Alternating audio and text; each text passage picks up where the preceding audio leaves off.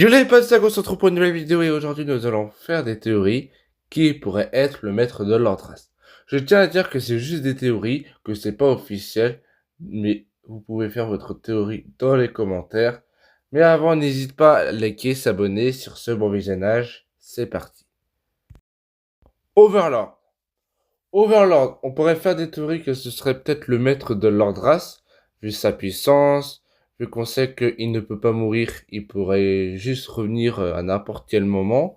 C'est pas la première fois qu'il collabore avec quelqu'un pour l'aider à faire ses plans, comme avec Aromi, Pitor et Garmadon. Moi-même, je faisais des théories sur Overlord parce que c'est logique, quoi, que ça pourrait être le maître de l'Andras. Mais ce n'est pas lui, puisque j'ai vu une information qui serait en dormance, c'est-à-dire en mode Wojira avant d'être réveillé, quoi. Surtout qu'il est de la partie Ninjago, il a rien à faire dans les autres royaumes. Le dragon sort de la force. On pourrait croire que c'est lui, puisque Ras mentionne tout le temps le mot force. On sait que force, à chaque fois que les dragons sources essayent de trouver un plan pour empêcher par exemple Thunderfang de revenir, et bah à chaque fois, il évite la réponse. Il propose une autre. Par exemple, ne pas libérer le dragon arche de la concentration. Et je pense que c'est lui-même qui a convaincu les autres de se retirer du conseil, comme il a fait également.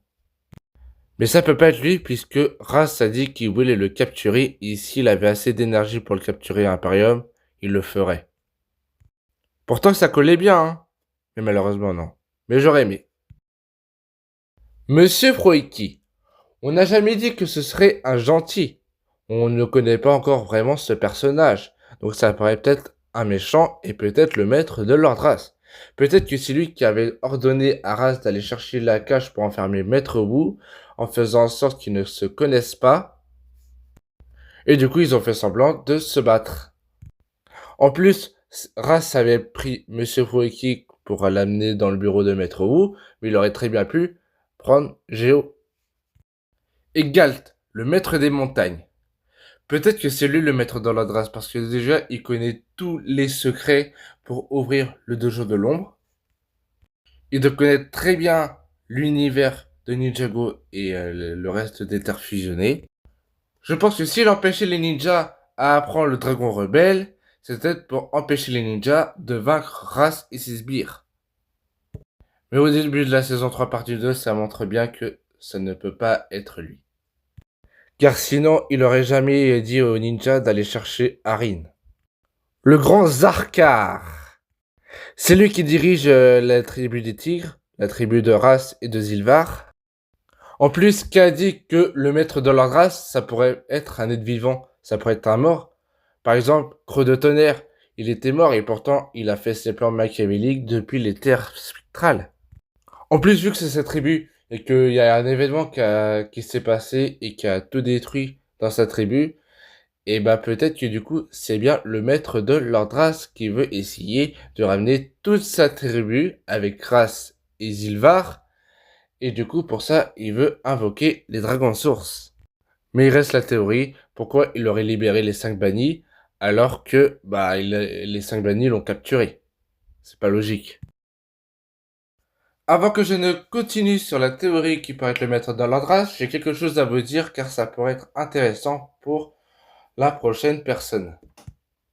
Déjà, l'Andras, à chaque fois qu'il communique avec son maître, il regarde vers le ciel, comme on voit dans la saison 2, épisode 9, soit dans la saison 4, épisode 10. En plus, à chaque fois que le maître de l'Andras invoque Ras, il le transporte toujours vers le ciel, et se retrouve dans un endroit nommé le chaudron des royaumes. Là, on avance, puisque je pense que dans le chaudron des royaumes, il doit y avoir une énergie, et cette énergie, c'est ce qui retient tous les royaumes, et je pense que cette énergie, ça doit être justement le maître de l'Antras. Après, c'est une théorie pour moi, mais ça doit être lui.